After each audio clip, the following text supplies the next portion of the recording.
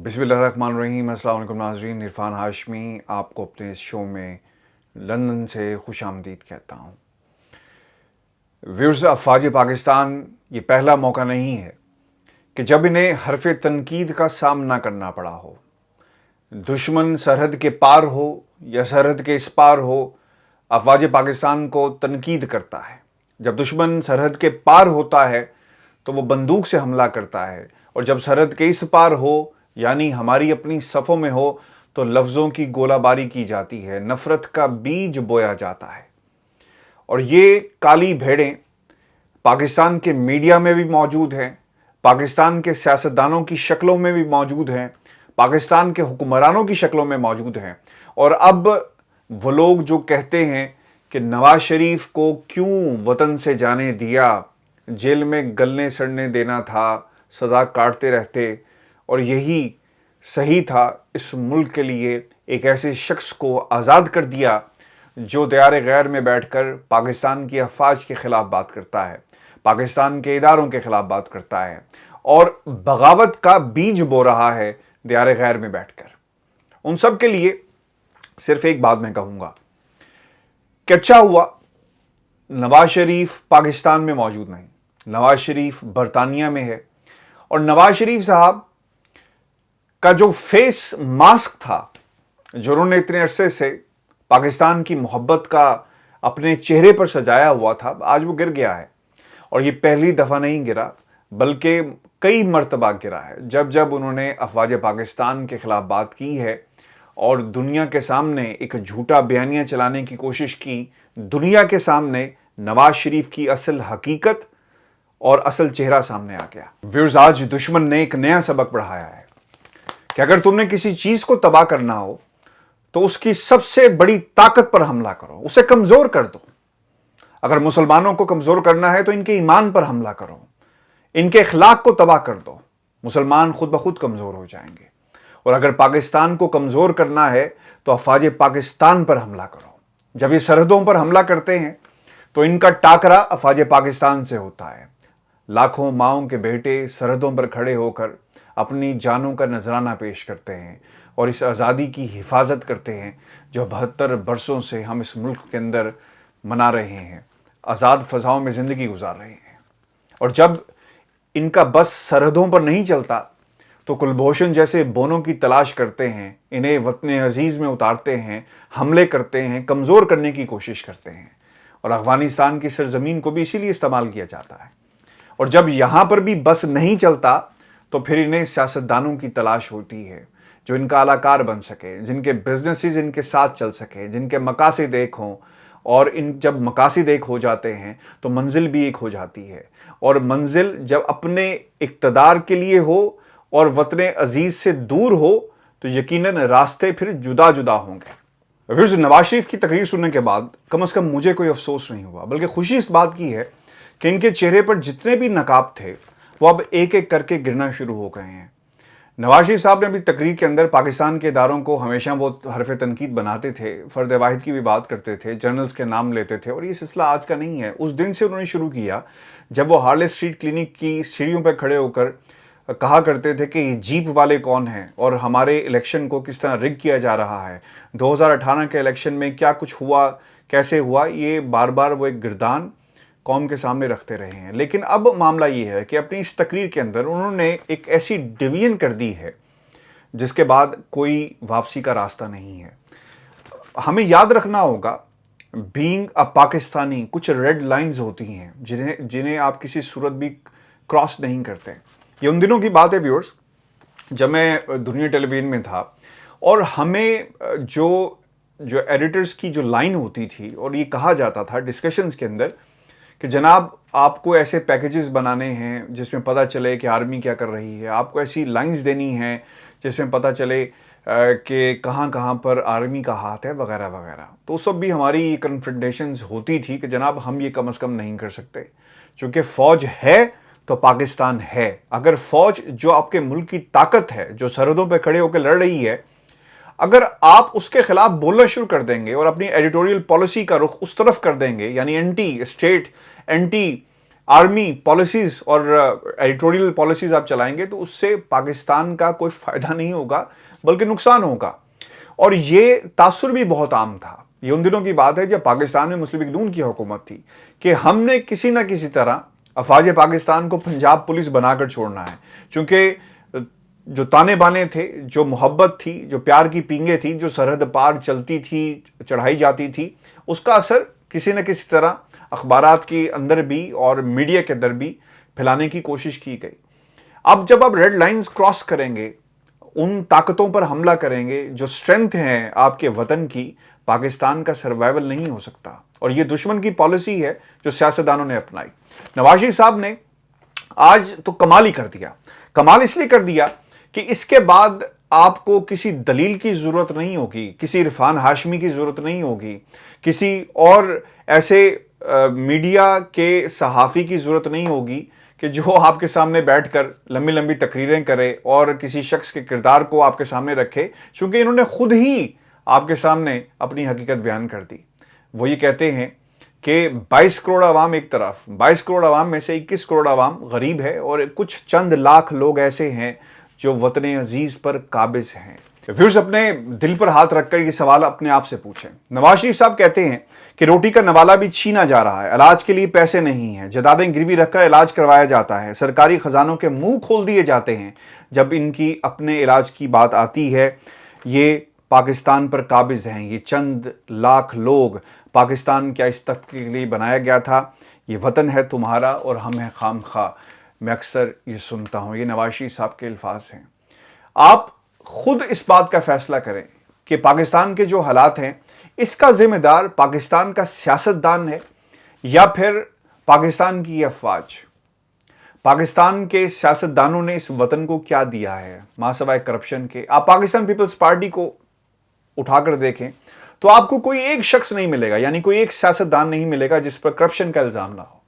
पाकिस्तान मुस्लिम league नून का अगर आप उठाकर देखें तो खैर यहां तो मरूसियत ही मरूसियत नजर आती है, यानी नवाज शरीफ साहब को सजा, मरीम नवाज को सजा, आगे शहबाज शरीफ पर केसेस, हमजा शहबाज पर केसेस, सलमान शहबाज पर केसेस, आधा खानदान बाहर मुल्क से बैठा हुआ है, यानी पूरे का पूरा खानदान जिस पर करप्शन का इल्ज़ाम है। और ये कहते हैं कि इनके खिलाफ साजिश जो है वो बनाई गई है और रचाई गई है। तो इसका फैसला पाकिस्तान की आवाम को खुद करना है कि ये कैसे सियासतदान हैं। और हमें बार बार ये शुक्र अदा करना चाहिए कि किसी और ने नहीं बल्कि नवाज शरीफ साहब ने खुद अपने चेहरे पर जो नकाब था जमहूरियत का, सियासत का, वो आज उन्हें उतार कर फेंक दिया है। और व्यूअर्स, जस्ट इमेजिन करें अगर नवाज शरीफ साहब जैसे लोग यानी सियासतदान सरहद पर खड़े हों जो एक दिन भी जेल में नहीं गुजार सके, यानी बीमारी का बहाना करके बाहर आ गए। जस्ट इमेजिन कि इन जैसे लोग यानी इन जैसे सियासतदान अगर सरहदों पर खड़े हों और वहां पर गोली के डर से भाग जाएं तो पाकिस्तान की हिफाजत कौन करेगा?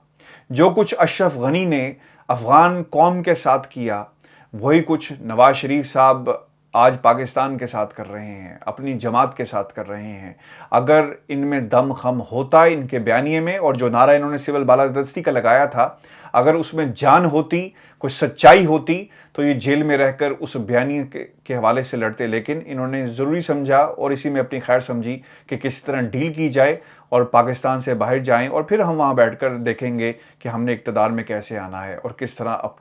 अपनी मरूसी सियासत को जो है वो बचाना है। व्यूअर्स, नवाज शरीफ ने जहाँ पे अपने लिए तो मुश्किलात बहुत सारी पैदा की हैं, वहाँ पर अपने भाई के लिए मुश्किलात पैदा कर दी हैं। आपको ये बड़ी अजीब सी बात है कि नवाज शरीफ साहब एक तरफ इदारों पर तनकीद कर रहे थे उसी पीडीएम के प्लेटफॉर्म पर, वहीं पर शहबाज शरीफ साहब भी मौजूद थे और शहबाज शरीफ साहब ने हमेशा इदारों के पास जाने की कोशिश की है, कोई डील का रास्ता निकालने की कोशिश की है। हमें याद रखना होगा कि अब इस ख़ानदान के लिए बहुत ही मसाइल पैदा हो गए हैं क्योंकि इन्हें नज़र आ चुका है कि इमरान खान दूसरी बार जब वज़ीर-ए-आज़म अगर बन जाते हैं तो इनकी सियासत मुकम्मल तौर पे ख़त्म हो जाएगी। और यही वजह है कि दूसरी तरफ से भी यानी इन्होंने पाकिस्तान के ताकतवर हलकों से राब्ते की कोशिश भी की। माजी के अंदर ज़ुबैर साहब जाते रहे और शहबाज शरीफ साहब भी कोशिश करते रहे कि वो जाएँ और किसी तरह हालात को बेहतर करें, लेकिन अब इन्हें भी मुँह की खानी पड़ रही है। यही वजह थी कि पीडीएम के प्लेटफॉर्म के ऊपर नवाज शरीफ साहब की मौजूदगी में शहबाज शरीफ साहब ने भी अपने आप को मनवाना था कि जनाब وہ قوتیں جن سے میں رابطہ کرنے کی کوشش کر رہا تھا وہ تو نہیں مان رہی، لیکن خیر اب ہمارے جو راستے ہیں وہ بالکل کلیئر ہیں، اور ہم اپنی مرضی سے، یعنی جو بھائی جان کہیں گے اس مرضی سے ہم آگے چلیں گے۔ اور آپ کو یہ بھی یاد رکھنا ہوگا، کل کی تقریر کے اندر شہباز شریف صاحب نے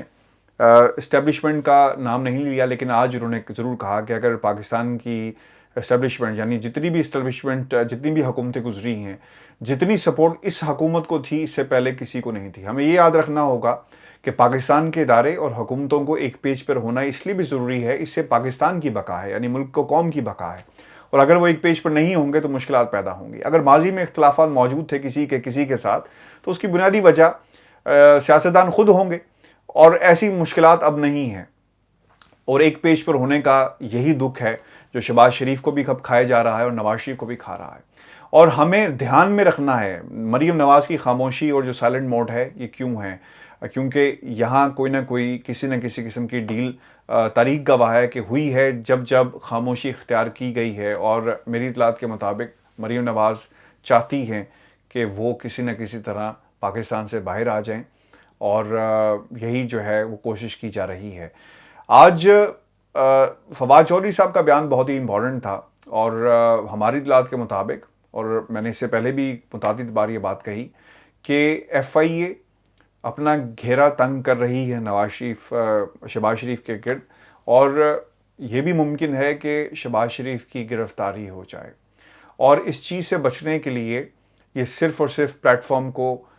دوبارہ ایکٹیویٹ کیا گیا ہے۔ ہمیں یاد رکھنا ہوگا پاکستان ڈیموکریٹک موومنٹ کے پلیٹ فارم سے ہمیشہ لوگوں نے فائدہ اٹھایا، پاکستان پیپلز پارٹی نے فائدہ اٹھایا، اور اب یہی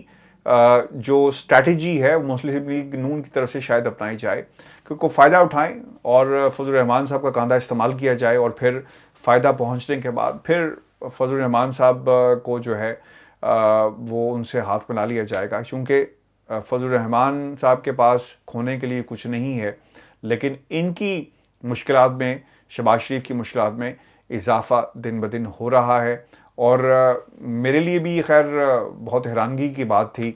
کہ وہ سیاست میں ایکٹیو ہونے کی کوشش کر رہے ہیں، جبکہ سیاست میں ایکٹیو ہونے کے بجائے انہیں اپنی کیسز کی طرف دھیان دینا چاہیے جو وہ نہیں دے رہے۔ اب انہوں نے ایک سوال وہاں پر کھڑا کیا کہ قومی حکومت، یعنی شوشہ چھوڑا۔ قومی حکومت کا مطلب یہ ہوتا ہے کہ 6 مہینے کے لیے ایک ایسی حکومت آئے جس میں تمام جماعتوں کی ریپرزنٹیشن ہو، جو آپ کو گائیڈ کر سکیں، قانون سازی کر سکیں، جہاں پر قانون کی بات ہے، آئین کی بات ہے، اصلاحات لائی جائیں، اور اس کے بعد پھر الیکشن کروا دی جائیں۔ ایک آپشن یہ موجود ہے۔ دوسرا آپشن یہ موجود ہے، یعنی قومی حکومت کے حوالے سے، کہ وہ طاقتیں، یعنی وہ سیاسی جماعتیں جو پارلیمنٹ کے اندر موجود ہیں، انہیں ان کی سیٹس کے تناسب سے ریپرزنٹیشن دے دی جائے، یعنی وزارتیں دے دی جائیں۔ اور پھر ایک تیسری چیز یہ موجود ہے کہ الیکشن کو تو یعنی پاکستان کے اندر ایک ایسی قومی حکومت آئے جس میں تمام سیاسی جماعتوں کی نمائندگی ہو۔ اگر تمام سیاسی جماعتوں کی نمائندگی ہوگی تو جسٹ امیجن کہ وہ ٹانگا پارٹیز اور وہ ایسی پارٹیز جن کو عوام نے رد کیا ہے، اگر انہیں کسی طرح وزارتیں مل جائیں تو پھر کیا حالات ہوں گے۔ اور یہ بھی بڑی حیرانگی کی بات ہے کہ شہباز شریف کی طرف سے ایسی پروپوزل آنا، کیونکہ وہ پاکستان تحریک انصاف کو کسی صورت بھی قبول نہیں کرتے۔ وہ نہیں چاہتے کہ پاکستان تحریک انصاف جو ہے وہ ملک کو لیڈ کرے، تو کس طرح پاکستان تحریک انصاف کے ساتھ وہ مل کر بیٹھیں گے؟ اور وہ زرداری جس کو کہتے تھے کہ میں گھسیٹوں گا، پاکستان پیپلز پارٹی کے ساتھ کیسے مل کر بیٹھیں گے؟ اور جسٹ امیجن کہ فضل الرحمان صاحب کے پاس وزارتیں ہوں، اور دوسری طرف بلاول زرداری کے پاس وزارتیں ہوں، ان کی جماعت کے پاس وزارتیں ہوں، ادھر سے پاکستان تحریک انصاف کے پاس وزارتیں ہوں، تو یہ کیسی حکومت ہوگی جسے وہ قومی حکومت کا نام دے رہے ہیں؟ اور ڈائریکشن، یعنی پوری قوم کو کنفیوز کرنے کی کوشش کی جا رہی ہے، اور ایک نیا شوشہ ان کی طرف سے چھوڑا گیا۔ تو قومی حکومت وقت کی ضرورت بالکل نہیں ہے، اور صرف فری اور فیئر الیکشن جو ہیں وہ ملک کے اندر ہونے چاہیے۔ اور نواز شریف کی طرف سے جو آج یہ تقریر کی گئی، میں صرف یہ کہوں گا کہ انہوں نے پاکستان کی 22 کروڑ عوام کی باقاعدہ پوری ایک بائفرکیشن کی، یعنی 21 کروڑ کو ایک طرف رکھا اور چند لاکھ لوگوں کو ایک طرف رکھ دیا۔ میرا ایک اور بھی سوال ہے کہ جب تک پاکستان کے اندر ووٹ کو مسٹ نہیں کیا جائے گا، پاکستان کے اندر حقیقی جمہوریت نہیں آ سکتی، چونکہ چند کروڑ لوگ جو ہیں وہ ووٹ دیتے ہیں، اور وہ پھر چند کروڑ جو لوگ ہیں وہ 22 کروڑ عوام کی تقدیر کا فیصلہ کرتے ہیں۔ جب 22 کروڑ عوام ووٹ دے اور اس میں سے کوئی جماعت اگر آگے آئے تو ٹھیک ہے، پھر وہ فیصلے کرے، لیکن یہ نہیں ہو سکتا کہ اگر 22 کروڑ عوام ہے اس میں سے 6 کروڑ عوام ووٹ ڈالے اور پھر وہ 6 کروڑ عوام جو ہے اس میں سے بھی جو حکومت بنانے والے ہوں ان کی طرح 3 کروڑ ہو اور وہ پھر 22 کروڑ عوام کے فیصلے کرے۔ یہ بھی جمہوریت کا اصل رنگ نہیں ہے۔ اگر پاکستان کے اندر ایک قانون لایا جائے کہ ووٹ مسٹ ہو اور ہر شخص پہ یہ قانون بنا دیا جائے کہ ووٹ ڈالنا لازمی ہے، تو میرا خیال ہے کہ ایک اصل اور حقیقی جمہوریت پاکستان کے اندر آ سکتی ہے۔ ویورز، نواز شریف کی تقریر کے بعد میں نے یہ ضروری سمجھا کہ آپ کے سامنے حقائق کی ایک ٹائم لائن رکھی جائے کہ پس پردہ اس وقت کیا چل رہا ہے، اور جب افواج پاکستان کی بات آئے گی تو یہ فرض ہے ہر پاکستانی کے اوپر کہ وہ ہمارے اداروں کا دفاع کرے اور ان لوگوں کا دفاع کرے جو ہمارا دفاع سرحدوں پر کھڑے ہو کر رہے ہیں، اور ان مافیاز کو بے نقاب کریں جو جمہوریت کا نام لے کر اور سیاست کو بدنام کرتے ہیں، پاکستان کی عوام کو بدنام کرتے ہیں، پاکستان کے اداروں کو بدنام کرتے ہیں۔ ان مافیاز کے خلاف اور پاکستان کی افواج کے نام میں نے کچھ لکھا، میں آپ کے سامنے پیش کرتا ہوں، اور یہ وطن عزیز سے وعدہ ہے جو ہر پاکستانی کو کرنا چاہیے، اور یہ وعدہ کیا ہے کہ اے مادر وطن گواہ رہنا، اے مادر وطن گواہ رہنا، یہ جمہور نہیں غرور ہے، جمہور کے جھوٹے نعروں میں ایک نعرہ اب ضرور ہے۔ اور ان لوگوں کے لیے جو کھا پی کر اس منہ سے بھاگ گئے کہ جمہور کے جھوٹے نعروں میں ایک نعرہ اب ضرور ہے، کھاؤ چھپاؤ بھاگ جاؤ یہ اب دستور ہے، کھاؤ چھپاؤ بھاگ جاؤ یہی اب دستور ہے، کون غدار کون وفادار عوام اب باشعور ہے، اور جگ ہنستا جو سارا ہے قصور صرف تمہارا ہے، غداروں کے سرداروں کا دشمن کے پیاروں کا زوال اب ضرور ہے، مجرم اب مفرور ہے، زوال اب ضرور ہے، مجرم اب مفرور ہے، اور قوم کے سپہ سالاروں کا وطن کے جان نثاروں کا کیا مقابلہ ان پیاروں کا، اے مادر وطن گواہ رہنا، خاکی رنگ جو تمہارا ہے یہ رنگ نہیں سہارا ہے، اور حفاظت کا استارہ ہے، اے مادر وطن گواہ رہنا۔ ویورز، یہ ہماری آج کا پروگرام تھا، ہم نے کمنٹس بھیجیے گا، اجازت دیجیے، اللہ رکھے۔